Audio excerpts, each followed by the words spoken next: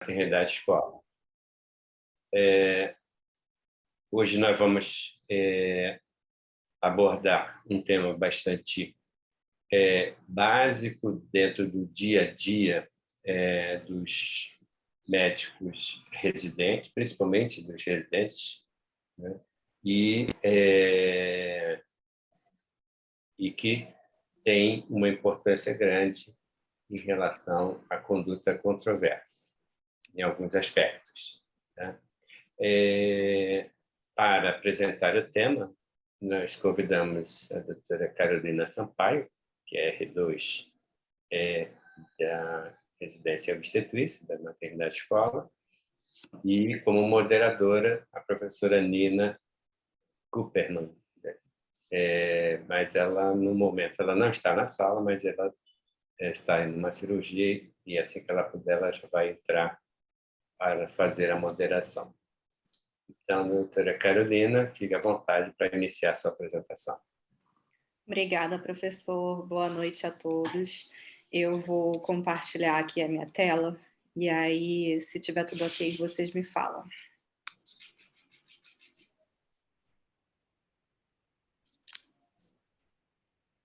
Todo mundo vendo tudo? Ok. Tá certo.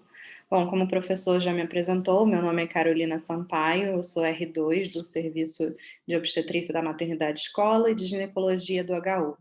E o meu tema hoje é sobre abortamento, e a minha orientadora foi a professora Nina Cooperman, que vai se juntar a nós brevemente.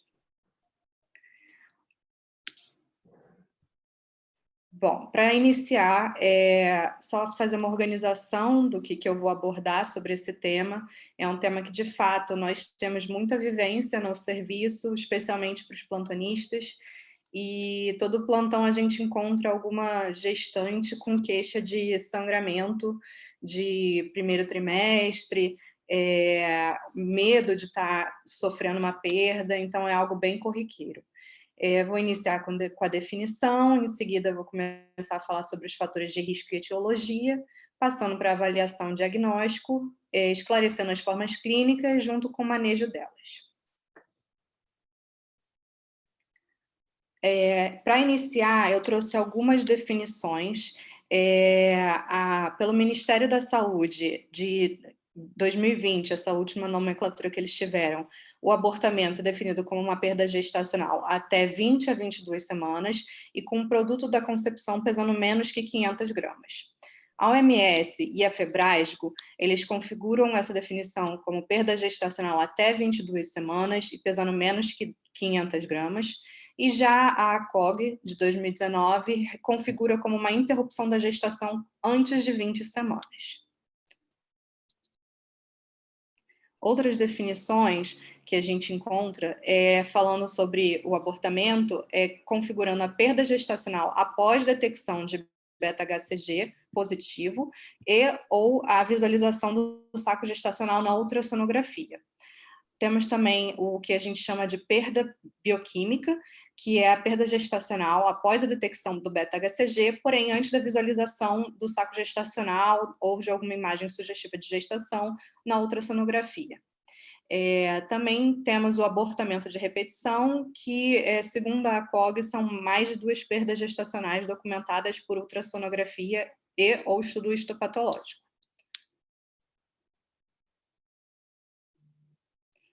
Aqui a gente classifica especialmente em 2 critérios, o abortamento precoce e o abortamento tardio. O abortamento precoce, ele é configurado quando a perda ocorre antes de 13 semanas completas de gestação, ou seja, até 12 semanas e 6 dias. Já o abortamento tardio é entre 13 semanas de gestação e 21 semanas e 6 dias. Como fatores de risco e etiologia, é muito importante a gente ter essa noção desses fatores, porque a avaliação da presença deles pode evitar a recorrência do quadro de abortamento. É claro que a gente sabe que o abortamento isolado ele é muito mais comum, que não significa que as mulheres terão abortos de repetição. A identificação de alguns desses fatores de risco evita com que a mulher tenha essas perdas de repetição. Os principais fatores de risco que nós temos que pensar Em primeiro lugar, a idade materna é de mais de 35 anos, e isso ocorre pela maior significância de associação com a presença de anormalidades cromossômicas. A perda gestacional prévia também é um fator de risco, e estudos mostram que você tem maior chance de apresentar o quadro de abortamento de repetição, especialmente se você tem uma história gestacional materna positiva. Outros riscos que a gente tem que pensar são as comorbidades prévias, endocrinopatias, doenças cardiovasculares, infecções, sífilis, parvovírus B19, diabetes, obesidade, trombofilias, diversas causas presentes que a gente tem que identificar. O fator, por exemplo, da infecção de sífilis não tratada, a gente tem um risco de abortamento aumentado em 21%. O parvovírus B19, a gente tem um aumento de risco de 8% e da Zika de 6%. Infecções que não foram relacionadas com o aumento da ocorrência do abortamento foram o HIV e a toxoplasmose. Eles não elevaram o risco do abortamento. Já a obesidade, ela é associada com um risco de 70% maior de ocorrer o abortamento, assim como diabetes tipo 1 e tipo 2. E a gente consegue ver que se a paciente ela engravidar num período de euglicemia, ela tem essa redução de risco para o risco basal de abortamento, ou seja, de pacientes que não têm comorbidades prévias. Outro fator que os estudos mostraram foi que a paciente que engravida em vigência de um dispositivo intrauterino, ela aumenta o risco de abortamento quando ela opta por deixar o dispositivo dentro da cavidade uterina, e não quando ela opta pela retirada dele. Isso foi uma curiosidade que eu terminei vendo ao longo dos estudos que eu peguei para estudar para fazer esse trabalho. Em especial, a idade materna ela tem uma grande relevância nos fatores de risco. Um estudo realizado na Escandinávia, que foi publicado no UpToDate, de fevereiro agora de 2022, mostrou que o risco de abortamento, de acordo com as idades maternas, é esse que está assinalado, ou seja, menos de 30 anos você tem um risco de 12%, entre 30 e 34 um risco de 15%, 35 a 39, 25%, 40 a 44, 51%, e maior do que 45 anos, 93% de chance de abortamento. A gente vê que um dos principais fatores de risco é a relação com a idade materna. Como etiologias mais comuns, a gente tem disparado as cromossomopatias, que são responsáveis por cerca de 70% das perdas, alterações na anatomia materna, como septos uterinos, pólipos, miomas, tudo isso pode influenciar no abortamento. O trauma, ele é mais relacionado com uma violência mais intensa, porque você tem o fator protetor da gestação, está dentro da cavidade uterina, mas foi visto que a maior parte das perdas relacionadas ao trauma ou tem relação com violência doméstica, ou seja, do parceiro, ou então tem a questão do trauma iatrogênico, que pode ocorrer após uma biópsia de vilo coriônico, uma amniocentese. Isso também são fatores a se preocupar. Outros são as infecções, as malformações fetais e, é claro, as trombofilias. Para partir para a parte de avaliação e diagnóstico, a avaliação é muito importante, a gente tem que ter uma descrição dos sinais e sintomas referidos pela paciente, o que a gente consegue visualizar no exame físico, além da avaliação dos exames complementares, que ela já pode ter trazido ou que a gente vai solicitar na consulta. A avaliação inicial. A gente tem que fazer aquela anamnese detalhada com a descrição dos sinais e sintomas, quando começou, o que ela estava fazendo quando começou, o que ela associa com isso. A gente vai ver que tem a questão do sangramento transvaginal presente na totalidade dos 100% dos casos que vão buscar a gente na emergência por causa disso, mas também é importante reforçar que nem todo sangramento transvaginal significa um abortamento. Um estudo com 4.000 pacientes mostrou que apenas 12% das pacientes com sangramento transvaginal evoluíram para o abortamento. Então, é algo muito importante da gente reforçar nesse primeiro contato com a paciente. Além disso, ela vai referir cólicas, ela vai ter uma história de um atraso menstrual, pode ter ou não uma dosagem de um beta-HCG positivo, pode trazer ou não uma ultrassonografia prévia contendo uma imagem compatível com gestação, e a gente tem que sempre fazer o cálculo da idade gestacional para ver em que pé da gestação nós estamos. Além disso, aí a gente vai partir para a parte do exame físico. O exame físico sempre completo, a gente conversa bastante com a paciente, ela vai deitar na maca, a gente pode avaliar se ela está tendo um sangramento muito importante que vai gerar alguma repercussão hemodinâmica ou não. A gente parte, então, para a palpação abdominal, seguida da avaliação do sangramento. O exame especular é muito importante porque a gente vai ver se tem esse sangramento ativo vindo do colo ou não. O toque vaginal bimanual também é muito importante, até para a gente classificar e avaliar em que pé a gente está desse abortamento, ver qual que é o tipo de abortamento que a gente está no momento, tem que avaliar se o orifício do colo ele está aberto ou está fechado. Isso tudo vai definir o que a gente vai, as condutas que a gente vai tomar em seguida. E o próximo passo seria a solicitação de exames complementares sempre que eles estão disponíveis, né? A gente tem que conviver que nossa realidade de SUS, nem sempre a gente tem os exames complementares à nossa disposição. Quais são os principais exames complementares que a gente tem que ter? São principalmente esses dois, a dosagem do beta-HCG e a ultrassonografia transvaginal. A dosagem do beta-HCG ela não tem como ser única. Se você dosar só em um momento, não tem como a gente avaliar se ele representa uma perda ou não. A gente precisa de pelo menos 3 dosagens de beta-HCG para definir um padrão de crescimento dele. E quando nós temos essa avaliação, uma queda expressiva de mais do que 25% em 48 horas do valor do HCG, mais o sangramento transvaginal, pode sugerir um processo de abortamento. Isso é muito relativo e, na maioria das vezes, a gente não vai ter esse acompanhamento consecutivo no primeiro momento em que a gente vai estar diante dessa paciente. Então, vamos partir para a ultrassonografia transvaginal, que ela geralmente é realizada em todas as gestantes com sinais ou sintomas sugestivos de abortamento, sempre que disponível, é claro. O principal objetivo é avaliar a localização da gestação, avaliar a atividade cardíaca e excluir uma gestação ectópica ou excluir diagnósticos diferenciais, que pode ser desse sangramento de primeiro trimestre. O diagnóstico de abortamento ele é dado quando nós temos uma ultrassonografia prévia com saco gestacional presente e na subsequente nós temos a ausência do mesmo ou do BCE. E só a critério de curiosidade, relembrando que o saco gestacional ele geralmente é visualizado entre 4 a 5 semanas, a vesícula vitelínica aproximadamente com 5 semanas, o BCE entre 5 a 6 semanas e a gente consegue avaliar o CCN em 6 semanas. E para ser mais descritivo, o diagnóstico de abortamento a gente pode dar quando? A gente avalia esses 3 fatores. A gente tem um saco gestacional maior ou igual a 25 milímetros, que não tem a vesícula vitelínica ou o embrião.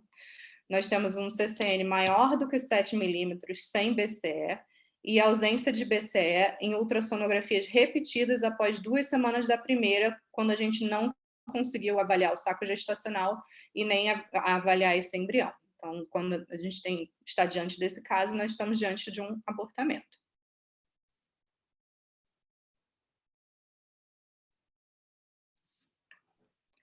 E partindo para as formas clínicas e para o manejo, nós temos essas 6 diferentes formas clínicas.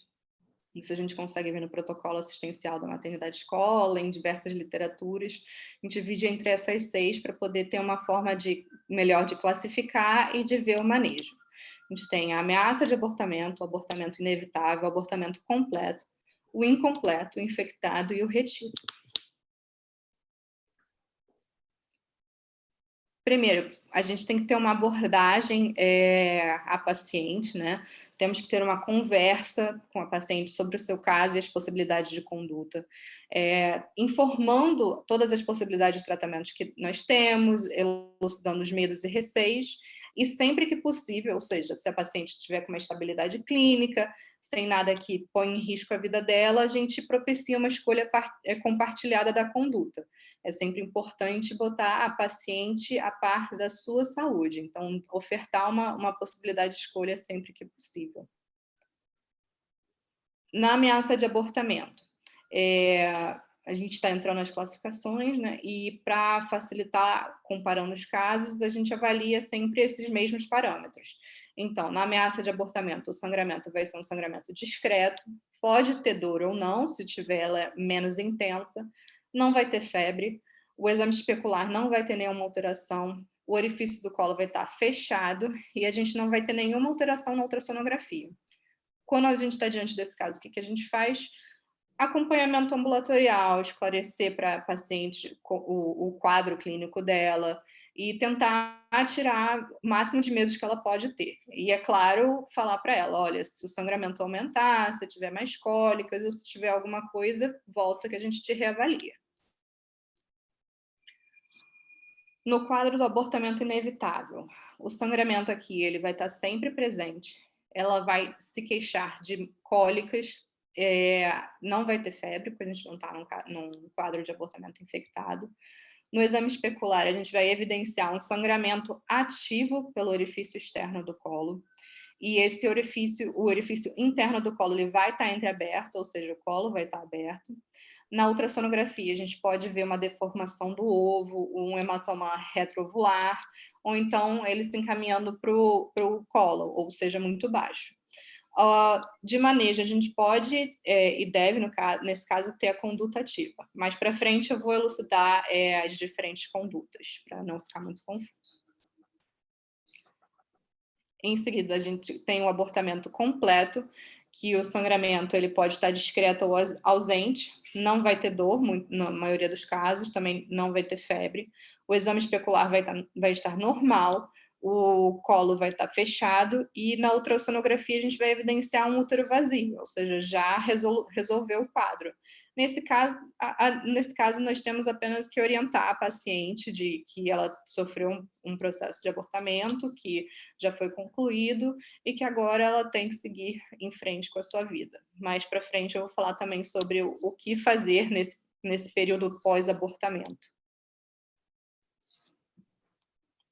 No caso do abortamento incompleto, o sangramento ele vai estar presente, as cólicas também, não vai ter febre e a gente vai conseguir visualizar pelo exame especular a saída de material pelo colo. E o colo, obviamente, vai estar entreaberto, porque a gente tem esse material se exteriorizando, e a ultrassonografia vai evidenciar restos ovulares. E aqui, de novo, nós temos a conduta ativa. No caso do abortamento infectável, esse sangramento ele pode ser variável, a maioria das vezes vai estar presente, vai estar com dor mais presente, pode ter sinais de peritonite, e a febre, nesse caso, vai estar presente, assim como a saída de secreção purulenta pelo orifício do colo no exame especular. O colo vai estar entreaberto e na ultrassonografia a gente vai evidenciar restos ovulares. Aqui o manejo é muito importante da gente fazer a internação dessa paciente, iniciar uma antibiótico terapia venosa, seguida de uma conduta ativa para resolver esse quadro. Por fim, nós temos o abortamento retido, que no caso o sangramento vai estar ausente, assim como a dor e a febre. O exame especular não vai ter nenhuma alteração, o colo vai estar fechado e na ultrassonografia a gente vai evidenciar que não tem embrião ou não tem BCF em exames intercalados em 15 dias. Nesse caso, nós temos duas opções, a conduta expectante ou a conduta ativa. Sobre a conduta expectante, é um método menos invasivo, geralmente recomendado para idades gestacionais menores do que 13 semanas, porque à medida que a idade gestacional vai aumentando, aumenta também o risco de desenvolver sangramentos de grande monta, infecção e outras consequências. É sempre importante informar para a paciente que a conduta expectante não exclui a necessidade de um eventual procedimento cirúrgico, mas também vale lembrar que 70% a 80% das pacientes com perda gestacional de primeiro trimestre vão ter sucesso em 14 dias de conduta expectante. E se não ocorrer nada depois de 4 semanas, os estudos mostram que a paciente tem que buscar a unidade de saúde para uma conduta ativa. Nesse estudo, eles pegaram um grupo de 1.096 pacientes para avaliar o sucesso da conduta expectante.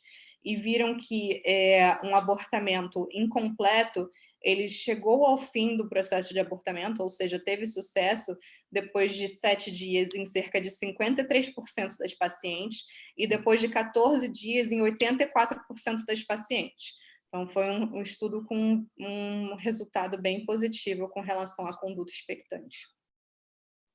Em seguida, nós temos a conduta medicamentosa, que entra mais na fase da conduta ativa, tanto a conduta medicamentosa quanto a cirúrgica.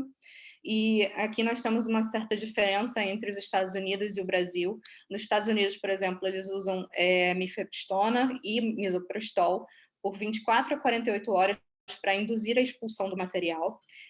A mifepristona é um antiprogestágeno que compete com o receptor de progesterona, gerando uma necrose tecidual. E, além disso, prepara o útero e o colo para a ação das prostaglandinas. E o misoprostol é nosso análogo de prostaglandina E1, que gera as contrações uterinas. A terapia única com misoprostol tem uma eficácia menor do que a terapia combinada, e estudos mostram que tem maior retenção placentária em perdas entre 18 a 22 semanas quando se utiliza a terapia apenas com misoprostol. Então, quando se utilizou apenas misoprostol, a retenção placentária foi de cerca de 6,3% e na terapia combinada de 3,1%. E além dos riscos, a gente encontra retenção tecidual, hemorragia, infecção, sem contar que quando tem um sangramento muito importante, a terapia medicamentosa termina não sendo tão eficaz. Aqui, esse estudo do New England Journal of Medicine, ele mostrou que num grupo de 300 indivíduos, comparou o tratamento combinado com um tratamento único com misoprostol. E viu-se que pelo dia 8 do tratamento, cerca de 87% das pacientes com tratamento combinado já tinham tido a resolução do quadro, versus 71% apenas com misoprostol, e no dia 30, 91,2% das pacientes com terapia combinada já tinham tido a resolução do quadro, enquanto as com terapia apenas de misoprostol tinham cerca de 75,8% de sucesso. Esse outro estudo também comparou o uso da mifepristona com misoprostol versus o uso apenas do misoprostol e mostraram especialmente que na casa do abortamento tardio, o sucesso de expulsão após a terapia combinada em 24 horas, ocorreu cerca em 73 a 97% dos casos, gerando, além disso, aquele menor risco de retenção placentária de 3,1%. Como conduta cirúrgica, nós temos como opções a AMIU, a vacoaspiração elétrica e a curetagem uterina. São métodos eficazes, gerando uma rápida resolução do quadro, ou seja, para aquela paciente que quer resolver, quer se ver livre logo da situação em que ela se encontra, é uma opção. Tem uma eficácia próxima a 100%. Como riscos, a gente tem a presença de restos, perfuração uterina, laceração de colo, hemorragia, infecção e formação de sinéquias. E sempre lembrando e reforçando que se a gente está diante de um abortamento tardio, é sempre importante a preparação do colo com misoprostol antes do procedimento, para ter um maior sucesso no procedimento. Para finalizar mais a parte sobre a conduta ativa, então, essas normativas eu peguei do protocolo assistencial da própria maternidade escola. Então, em gestação de primeiro trimestre, a gente pode fazer a preparação do colo com 2 comprimidos de 200, ou seja, uma dose de 400 microgramas de misoprostol 3 a 4 horas antes do procedimento, seguido de uma AMIU ou curetagem uterina. Nas de segundo trimestre, o uso do preparo com misoprostol, podemos fazer uma infusão de ocitocina para expulsar o produto, né, os restos, o embrião, seguida de uma AMIU, curetagem uterina, após a expulsão do feto. E no caso do abortamento infectado, a internação com antibiótico terapia venosa. Na maternidade, por exemplo, a gente termina usando muito clindegenta. E o procedimento ele tem que ser feito o mais breve possível, só que o ideal seria esperar após 1 hora do início da infusão do antibiótico, para a gente ter um procedimento mais seguro. Novamente, a comparação entre os Estados Unidos e o Brasil, que lá tem uma disponibilidade de mifepristona mais do que a gente tem aqui no Brasil, pelo menos eu nunca me deparei com mifepristona aqui no SUS, especialmente. E, segundo os tratamentos, o protocolo assistencial da maternidade escola, o tratamento medicamentoso com misoprostol, ele tem que respeitar, é claro, essas idades gestacionais, e estão listadas aqui embaixo. E até 12 semanas e 6 dias são 800 microgramas, de 12 em 12, até 3 doses. Entre 13 a 16 semanas e 6 dias, a gente tem um comprimido de 200 de 6 em 6 horas, totalizando 4 doses. E para um abortamento mais tardio, que seria de 17 semanas a 26 semanas, um comprimido de 100 microgramas de 6 em 6 horas, totalizando 4 doses. E o que a gente tem que falar com a paciente depois desse processo de abortamento? Quais são os questionamentos comuns que as pacientes que elas têm após sofrer essa perda gestacional e como que a gente vai lidar com isso? Primeiramente, a gente tem que afastar a culpa dessa paciente, porque a maioria delas se questiona sobre ter feito alguma coisa que possa ter desencadeado o processo, e nós temos que esclarecer que não é o caso, que não foi porque ela fez um exercício físico que ela sofreu essa perda gestacional, então isso é muito importante. Tem que planejar o início de uma contracepção, caso ela não queira gestar novamente. Caso ela queira gestar, nós temos que conversar sobre o futuro gestacional. A maioria das vezes elas têm esse questionamento de ter uma probabilidade de sucesso gestacional e nascido vivo numa próxima gestação, e nós temos que esclarecer que ela tem sim grandes chances de conseguir isso, que ela sofreu uma perda, que não quer dizer que ela vai sofrer perdas de repetição. E também informar o momento de planejar uma nova concepção, uma nova gestação, é um grande questionamento das pacientes. Esse estudo, ele mostrou a questão do tempo da próxima gestação para essa paciente. Nesse estudo, eles observaram um grupo de 1.000 pacientes com 1 ou 2 perdas gestacionais, e os estudos mostraram que as pacientes elas têm uma maior chance de sucesso gestacional quando a concepção ocorreu cerca de 3 meses após a perda, e do que mais tempo, ou seja, elas conseguiram gestar cerca de 3 meses após a perda, e os pacientes que esperaram mais tempo tiveram um sucesso menor.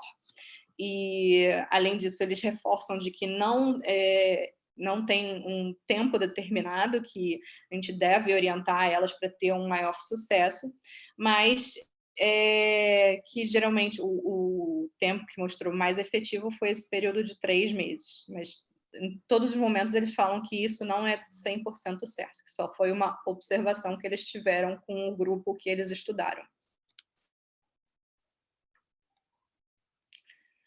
E foi isso, eu queria agradecer pela atenção de todos e agradecer pela minha orientadora, que me deu muita ajuda nesse processo da formação do trabalho, e essas foram as minhas bibliografias.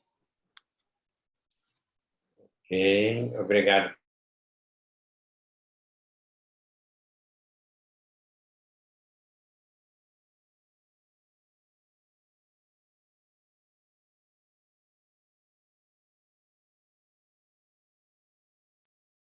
Ativa o som, professor.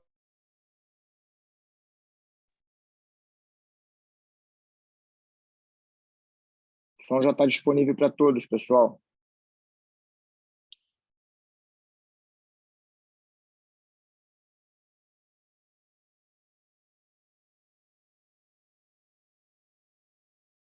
Vê agora aí.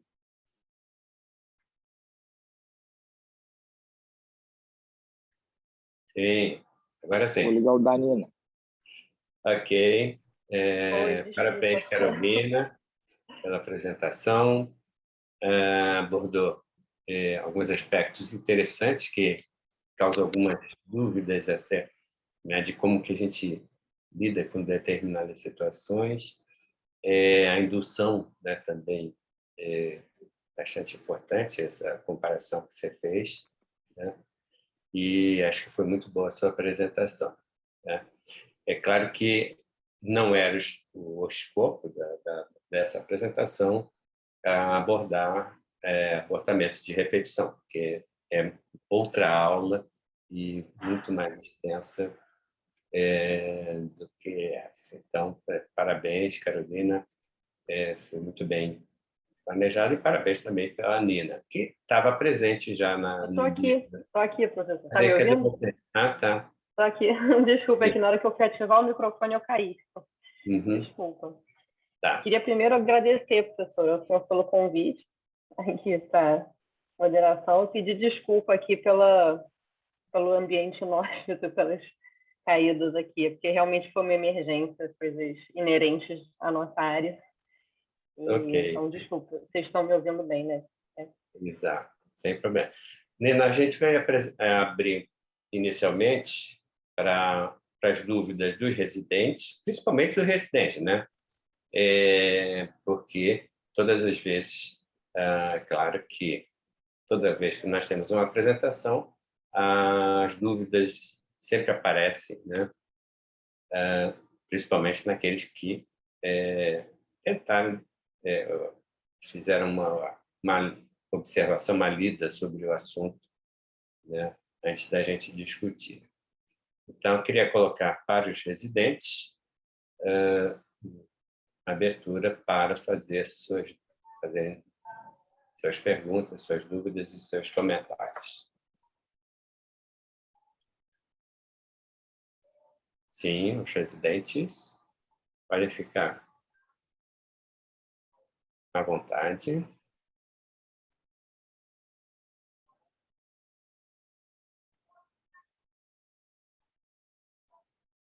Ninguém tem dúvida sobre o assunto?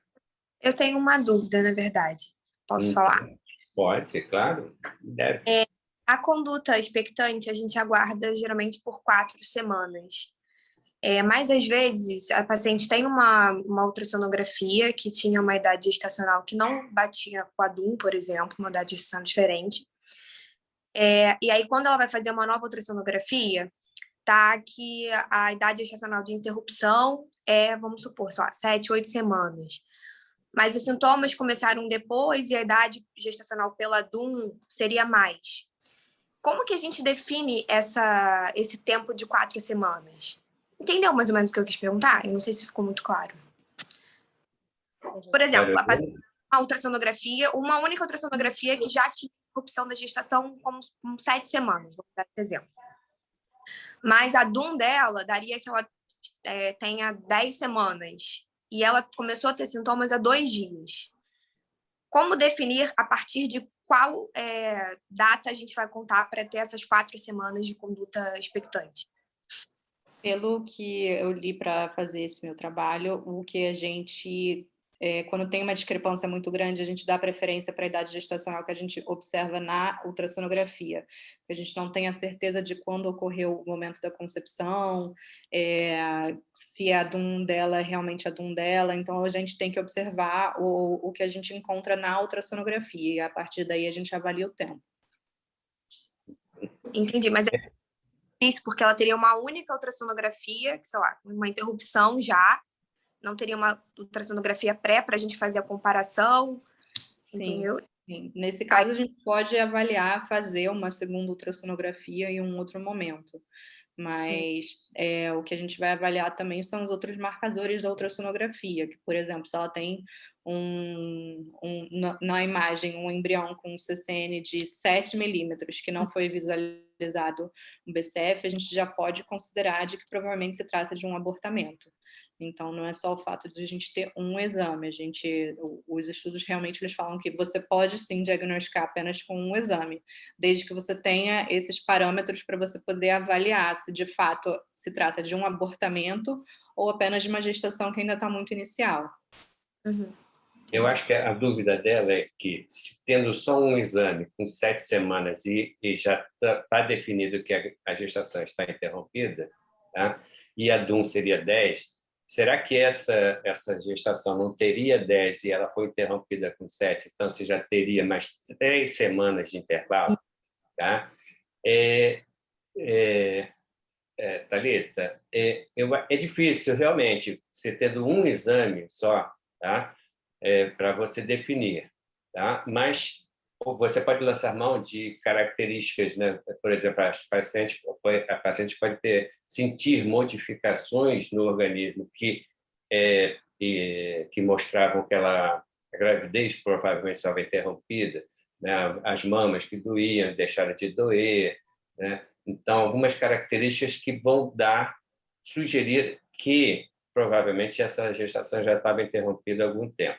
Mas se a gente não tiver nada disso, a gente conta a partir dessa data. Então, examinamos, diagnosticamos que a gestação está interrompida, e aí, a partir desse momento, a gente começa a contar esse período de 4 semanas.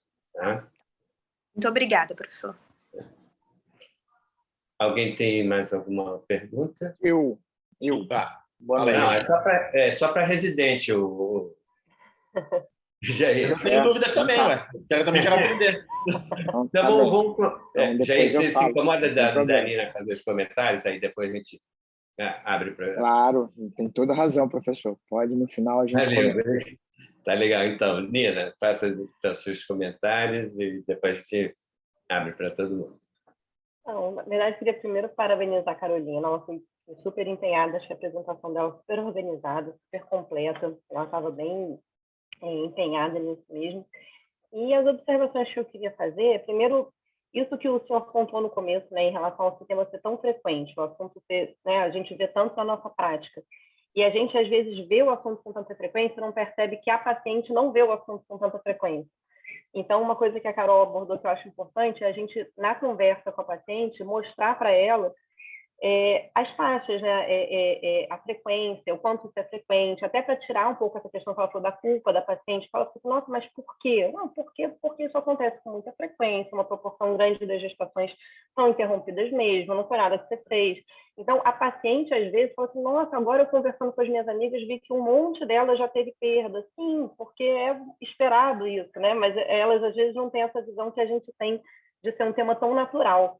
Então, a gente tem que passar para a paciente um pouco essa naturalidade, o que não é minimizar a perda dela e o sentimento dela, que às vezes parece que é isso. Não, isso acontece muito, deixa eu falar, daqui a pouco está grávida. Não é isso. Mas né, tirar um pouco a culpa e mostrar que faz parte, na verdade, da seleção natural, na maioria dos casos. Né? É aquela gestação que não evolui adequadamente, que o corpo se encarrega de eliminar e que a gente diagnostica muito hoje em dia, porque a gente faz muito ultrassom muito precoce. Né? Mas provavelmente no tempo lá das nossas bisavós, era aquilo, a menstruação atrasou e veio. Atrasou e veio, era uma perda. Então, a gente acaba diagnosticando, mas acho que mostrar isso para a paciente um pouco. Depois, falando também nessa questão da frequência, um assunto que não é exatamente o abortamento, mas que passa ali, tangencia, quando a gente está tratando de planejamento familiar no consultório, né, nós, ginecologistas obstetras, a paciente tem que ter em mente essa questão de como a probabilidade de abortamento vai aumentando com o passar da idade dela. Isso faz parte, talvez, da orientação de planejamento familiar, que uma vez que a paciente pensa em engravidar, né, em outro momento, ela está planejando, não quero engravidar agora, mas quero engravidar daqui a 5 anos, quando eu me formar, ou não quero engravidar nunca, que é uma decisão válida dela, mas é importante ela estar orientada, consciente, ter em mente que conforme o tempo passa, não só a fertilidade dela vai diminuir por diversas outras causas que a gente conhece, né, questões regulatórias, tubares, enfim, mas a taxa de abortamento dela tende a ser maior. E ela tem que estar ciente disso para fazer esse planejamento. E a única outra coisa que eu queria pontuar é um ponto que eu acho que assim, o advento do misoprostol mudou muito o padrão do abortamento provocado que a gente vê na nossa prática, né? Tem um pessoal aqui, eu sou mais antiga, mas tem um pessoal aqui mais antigo do que eu. Né? E o que a gente via antigamente eram abortamentos provocados por talo de mamona, por agulha de crochê, por óleo de carro, a gente via com alguma frequência. Né? Então, eram abortamentos infectados, perfurações uterinas, complicações graves, que atualmente, com a difusão do misoprostol no mercado negro mesmo, né? Outro dia uma aluna me falou que você consegue misoprostol no Saara, você sai do metrô, tá lá, Citotec. Então, assim, sem querer entrar no âmbito de julgar essa questão da legalidade ou ilegalidade, fato é que a disseminação trouxe para a gente um novo padrão de abortamento provocado que a gente atende na emergência. Né? A gente, atualmente, não vê mais essas perfurações uterinas graves, essas sepses graves com a frequência que a gente via antigamente. Então, isso foi uma mudança, eu acho, no nosso padrão de atendimento. E outra coisa que também mudou com o advento do misoprostol, com essa determinação, eu não sei, a impressão que a gente não vê abortamentos mais tão tardios. Outro dia, eu conversando com os residentes nem sabiam que alguns pacientes fazem abortamento provocado por microcesárea, por exemplo, que era uma coisa relativamente comum, que a paciente, né, daí que descobre que está grávida, que vai achar clínica, que vai arrumar dinheiro, que vai não sei o quê, já está com, sei lá, quantas semanas, 18 semanas, 22, às vezes nem é mais abortamento pela definição, e fazem microcesárea. Então, a gente mudou um pouco esse padrão do que a gente vê com o misoprostol, e eu acho que era só isso. Para finalizar, eu só falar da questão da diferença de como a gente aborda essa questão do manejo clínico, de acordo com a nossa realidade, com o nosso país, né? Porque, por exemplo, no Congresso Internacional, o pessoal tinha uma parte para discutir sobre a autoadministração do misoprostol. Então, assim, são realidades diferentes. Então, quando a gente vê os estudos, a gente também tem que levar isso em consideração, né? Como é que é a realidade daquele país, se a paciente, não só se é legalizado ou se é ilegal, mas se a paciente tem condição, orientação, atendimento médico para ter o misoprostol, administrar em casa, fazer autoadministração, que não é a nossa realidade. Né? Então, só pontuar que tem essas diferenças. E acho que é só isso. De resto, só parabenizar aí Carolina e agradecer mais uma vez a professora. Obrigado, Nina. Então, Jair, pode fazer. Professor, posso fazer uma perguntinha? Sim, claro. É uma questão mais burocrática. Queria parabenizar a Carol pela apresentação incrível. Realmente não fiquei com nenhuma dúvida teórica, no momento não consigo pensar em nada, mas eu peguei há pouco tempo na maternidade escola um caso de uma paciente que ela era de São João de Meriti e ela veio para nós com a queixa de que ela queria fazer esvaziamento uterino. Ela tinha um diagnóstico de abortamento retido e ela veio para fazer esvaziamento. E aí, assim, ela trouxe essa queixa falando que ela não tinha uma maternidade de referência. E eu queria discutir com vocês se seria possível a gente ver se, nesse caso, como não começou o pré-natal, não tinha uma maternidade de referência, no nossa conduta pela maternidade escola, é acolher e internar essa paciente para fazer o procedimento ou se é orientar para maternidade de referência? Justamente porque não começou o pré-natal ainda. Eu fiquei em dúvida se eu deveria absorvê-la ou se deveria encaminhar para uma maternidade de referência por não ser morador ali da região. Obrigada. Eu acho que essa a gente pode deixar com o Jair, ele já aproveita, responde e faz a perguntinha que ele tinha anteriormente. Desculpa que eu estava envolvido aqui, eu vou fazer a minha, mas pode repetir, Giovana?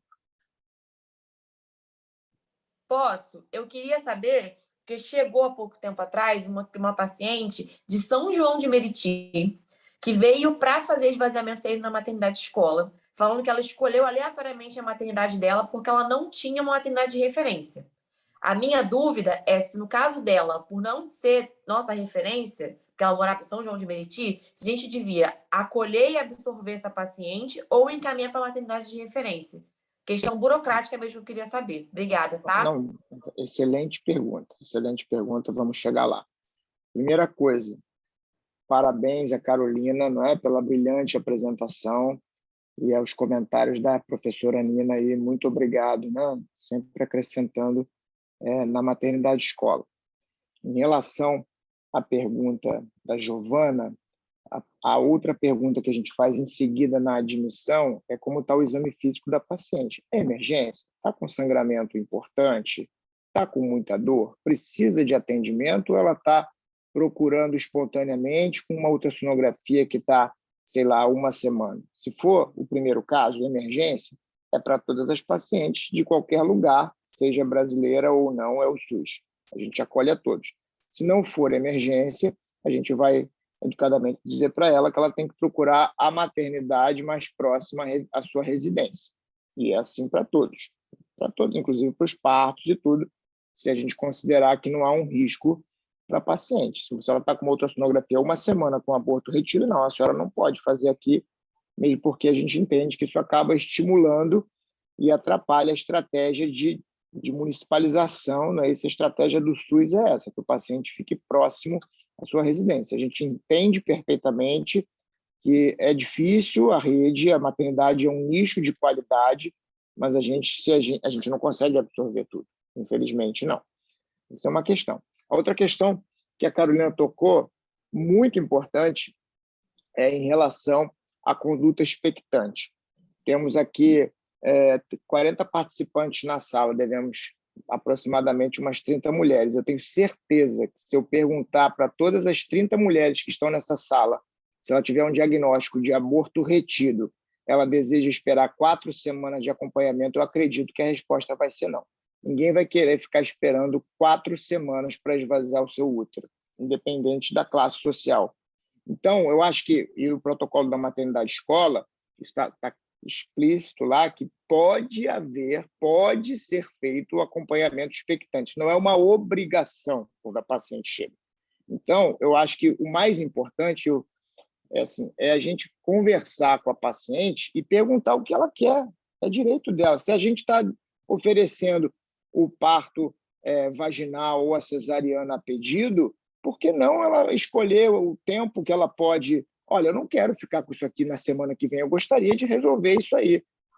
Ela fazia pré-natal ali no Silveira Martins, ela não tem um sintoma importante, ela está fragilizada emocionalmente e ela decidiu interromper. Mas o plantão está cheio. Poxa, então será que a gente não pode pegar essa paciente aqui, conversar, está prontinha para a internação, conversar com o seu staff, coloca ela na agenda no dia seguinte para internar às 7 da manhã em jejum e ao longo do dia, se for preciso, a gente faz um miso para amolecer, para preparar esse colo, ou se tiver com o colo aberto, a gente faz direto, o staff do plantão vai decidir, mas eu acho que a gente não tem que ser radical com nenhuma das duas condutas. Não, tem que ficar 4 semanas, puxa vida, se fosse a minha esposa, eu não ia querer que ficasse 4 semanas, eu duvido muito que a maioria das 30 mulheres dessa sala queira ficar 4 semanas com abortamento retido, independente de ter mais ou menos risco. Isso é a percepção de qualidade do paciente para o nosso serviço, e isso é muito importante. Isso é uma das duas coisas que eu gostaria de falar. Sua palestra está fantástica. A outra coisa é em relação ao tempo da gestação de 20 e 22 semanas. Você colocou ali da ACOG, muito interessante, mas é muito legal quando você pega uma declaração de óbito está ali, e no verso da declaração de óbito está escrito lá, óbito fetal é maior do que 20 semanas, ou maior do que 500 gramas, ou maior do que 25 centímetros. Se nascer uma paciente na perinatal do Caxias d'Or, na perinatal Laranjeiras, e esse neném tiver 30 centímetros e pesar 200 gramas, ele não vai para o histopatológico, ele volta da patologia, porque eles medem. Na maternidade escola, a gente não mede, então a gente usa a idade gestacional e o peso como critério específico. Não usa 22 semanas, a gente usa 20 semanas. A Penélope fica até brava comigo, mas é o que está acordado há anos na maternidade escola, são 20 semanas. Mas tinham 300 gramas, mas estava com 25 semanas, porque era um cirro grave. Esse neném tem que ter uma declaração de óbito. Mas a mãe não quer levar para casa, vai dar trabalho para a gente, porque vai ter que convencer a paciente que ela tem que fazer sepultamento, onera o paciente. Mas é assim que reza na declaração de óbito, e eu acredito, a minha opinião é que é assim que a gente tem que seguir, e é assim que a gente tem seguido. Senão a gente perde o critério, porque tem neném de 28 semanas que pesa 350 gramas. E aí? A gente vai perder essa estatística? A gente não deve perder. É lógico que os casos assim, limítrofes, onde há dúvida da idade gestacional, isso às vezes acontece, a gente pode puxar para baixo para facilitar a vida do paciente. Uma outra situação, se o neném nasceu, por exemplo, com 15 semanas e está ali com aquele movimento do coraçãozinho ali e está com algum movimento involuntário, é nascido vivo, tem que ter DNV e depois declaração de óbito emitida pela neonatologia. Se nasceu com 13 semanas, é assim, não vai fazer nada, mas é a lei, é declaração, é definição de nascido vivo, se ele mostrou qualquer sinal de vida. É sinal de vida. Muito importante. Qualquer sinal de vida. Se ele está mexendo, é porque ele está vivo. Se o coraçãozinho está pulsando ali naquela pelezinha fina, é porque ele está vivo. E é assim que tem que acontecer. Então, a pediatria está vivo, porque senão o que acontece? Nasce lá com 15 semanas, o neném deu aquela mexidinha. A enfermagem vai escrever no prontuário que o bebê estava vivo. E aí a gente vai dizer que é natimorto, que é abortamento? Não é. nativivo, é uma situação assim, não esdrúxula da lei, mas é assim que acontece, não tem que fazer nada e a gente tem que se proteger, porque senão vão dizer depois que a gente não agiu corretamente, que o neném não recebeu assistência, que o neném estava vivo, e aí quem vê tudo isso o tempo todo, o Ivo Basílio, né, o coordenador da residência, que responde essas coisas que chegam na maternidade escola, todo mês chega um processo na maternidade escola. Olha, basicamente era isso que eu tinha para falar, passar a bola aí para o professor Nilson, dar os parabéns a Carolina e a Nina, e eu acho que essa reunião aqui ela é muito importante para os nossos residentes, eu faço o possível para participar, porque é um momento que toda a maternidade fica unida aqui, a gente vê as coisas que estão acontecendo, e os residentes fazem essas dúvidas, é muito importante vocês interagirem. Se vocês hoje foi ótimo, vocês fizeram perguntas, se essas perguntas de ordem prática até não forem feitas, fica sempre aquela coisa, aquele limbo do plantão, aí cada plantão faz de um jeito. Então, parabéns aí pelas perguntas das nossas residentes. Obrigado. Exatamente, Jair. É muito bem lembrado isso, e eu acho que essa conduta expectante tem que ter como passo primeiro a conversa com a paciente, tem que ter a autorização, não é a autorização, o aceite dela para esse tipo de conduta, se não tem dúvida em relação a isso. É a mesma coisa que como a gente faz com a pré-exectópica, que a gente oferece a conduta clínica e a cirúrgica também, porque se a paciente não quer, né, a conduta clínica, e mesmo que o caso seja favorável para a conduta clínica, tem que ser optado, aceita a opção dela de optar pela conduta cirúrgica. Muito bem lembrado esse aspecto, né? Então, nós vamos voltar, então, para a sala, né, e colocar, então, em aberto para perguntas. Vamos lá? Nossa, professor. Perfeito. Em primeiro lugar, parabenizar, Carol. Muito boa a apresentação. Você fala muito bem, você dominou o assunto, você estudou bastante. Eu vou te dar algumas dicas, acho que vão ajudar. Você apresenta muito bem, então acho que algumas dicas para você estar aqui para aprender, né? Então, apenas para aperfeiçoar, nenhuma crítica, nada disso. Acho que a principal delas, você botou vários estudos interessantes aí. Só que quando a gente apresenta um estudo, seja numa sessão clínica ou no congresso, a gente não fala esse artigo, os autores, ou esse artigo, os eles. Você fala, esse artigo que foi realizado no King's College, com Kyprios Nicolaides, com não sei quem, e tudo mais. O estudo foi feito...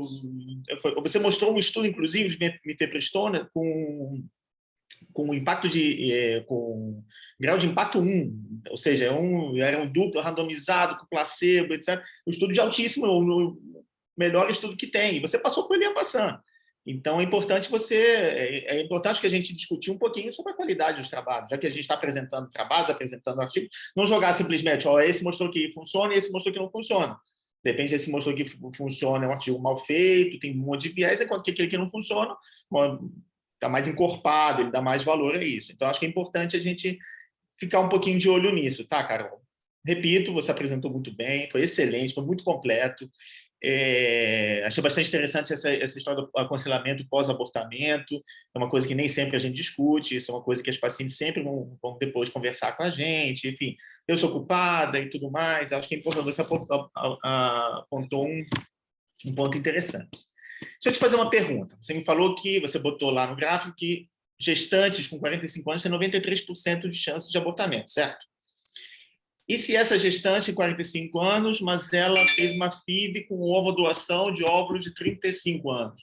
Ou melhor, essa paciente usou os próprios óvulos que ela tinha congelado lá com 32, 35 anos. É o mesmo nível de abortamento, mesma incidência de abortamento? Não, teoricamente não, porque o óvulo é diferente, não é o mesmo óvulo de uma concepção espontânea com mais de 45 anos. Exatamente. A gente lembra que uma das principais causas é a cromossomopatia, a aneuploidia. Claro que tem outros fatores nisso, estou falando que, mas não é 93%. Tá? Ainda mais que muitas clínicas acabam até biopsiando os embriões para ver se tem um tipo de aneuploidia e tudo mais. Então, que esse estudo foi falta de esclarecimento da minha parte, ele englobou apenas mulheres de concepção espontânea, ele excluiu aquelas com FIV, congelamento de óvulos, outras fórmulas. Foi um estudo voltado mais para a concepção espontânea mesmo. Perfeito.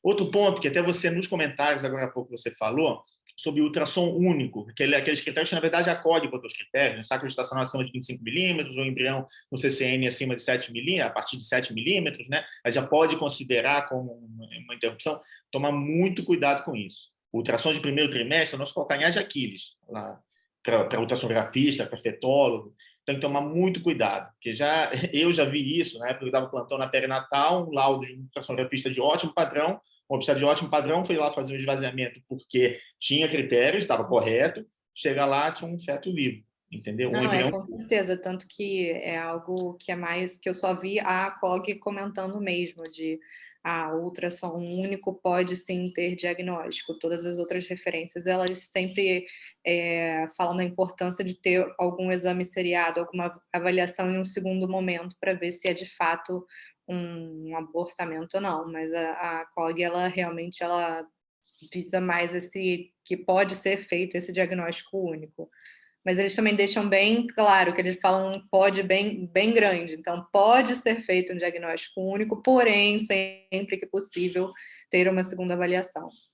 E olha que a COG, ela jogou para cima, tá? Tanto saco gestacional como CCN, mas mesmo assim é muito importante a gente tomar cuidado. Sim, eles fizeram esse estudo é bem grande, eu não coloquei porque senão a aula ficaria muito grande, mas eles fizeram uma análise reduzindo o CCN, reduzindo o diâmetro do saco gestacional para ver o quanto que estaria fidedigno, mas eles optaram por deixar aqui um valor de alto valor preditivo positivo, que seria esse valor. Perfeito. Uma coisa importante também que você falou, Carol, só realçando aqui, exame especular. Mulher sangrando, seja obstetrícia, seja ginecologia, seja grávida, seja não grávida, é igual a exame especular. Não se faz ultrassom, não se faz beta-HCG, não se faz nada sem antes passar um espéculo. Ela pode estar sangrando a vagina, pode ter uma lesão no colo, uma úlcera, entendeu? Então, é obrigatório o exame especular. Você salientou bem isso, só quis reforçar isso, que é um ponto importante. Uma coisa que eu senti falta na sua apresentação, Carol, ok, você falou dos principais tipos de abortamento, mas você esqueceu de um abortamento que acaba virando, às vezes, um pouco de tabu, que é o abortamento iatrogênico, o abortamento provocado por nós, por médicos. Existem situações, ok, o aborto é ilegal no Brasil, mas existe os anencéfalos, existe o estupro, existe a maternidade escola o tempo todo, a gente tem as interrupções que são autorizadas pela justiça. Então, é um tipo de abortamento isso, entendeu?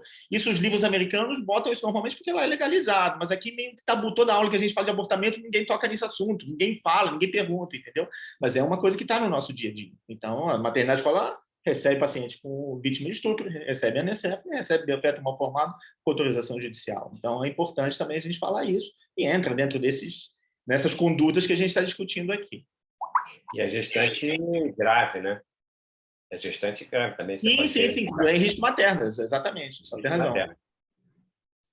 E eu acho que é isso. Não vou me alongar mais aqui. Quero te parabenizar, Carol. Foi excelente a apresentação. Você fala muito bem, você apresentou muito bem. E você estudou muito. Você mostrou que você dominou o assunto.